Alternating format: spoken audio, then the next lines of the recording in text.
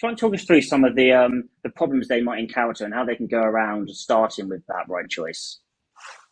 Yeah, so you're absolutely right. There's an increasing number of choices in terms of, whether to use Microsoft calling plans or direct routing as a service, which has been, probably definitely the most popular, 70-80% of organizations using that. And now there's, new Operator Connect, which is another option.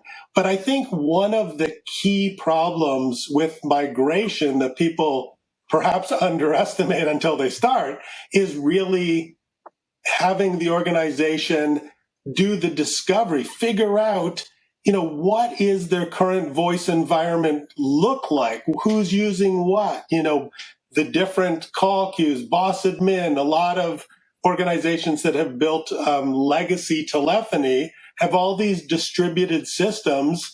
And as organizations get larger, they're often from different vendors. They've been in place, for tens of years, and they've changed. And so really figuring out your starting place, that's one of the most complicated things. And I know, Tim, you and I, we were talking about some real world examples that Voss has encountered in terms of doing that discovery. Maybe you could share that with the audience.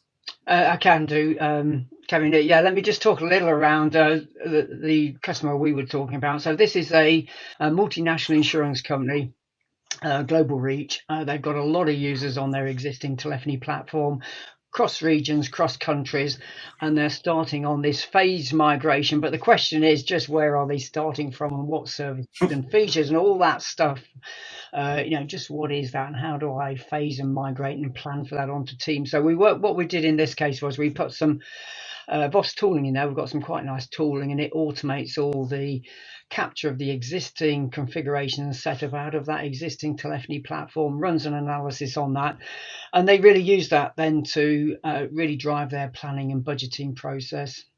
And it helped them rationalize their costs. They knew exactly what they wanted to migrate across, but it also helped them understand what they could leave behind, what wasn't in use, what was legacy and sort of could be retired.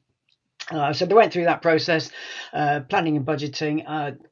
Quite interestingly, they also pulled that into a set of nice graphs and reporting for the stakeholder side of their business.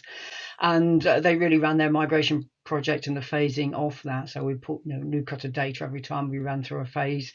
And the outcome was, very accurate, timely migrations and with not a lot of post-migration support issues, which is what a lot of organizations often run into. Really valuable part of the process that was to do the discovery with them really at the start of each phase of their migration.